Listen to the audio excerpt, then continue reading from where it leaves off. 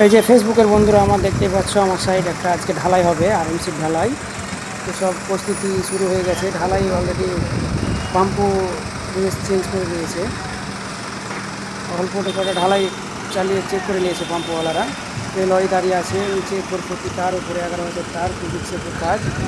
তো দেখতেই পাচ্ছ আমার সাইড কাজগুলো কেমন হচ্ছে অবশ্যই কমেন্ট করে জানাবে।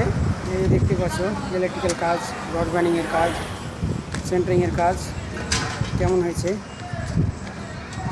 তো আজকে ঢালাই, তো আমাদের লোকজন 7 জন মতো আছে।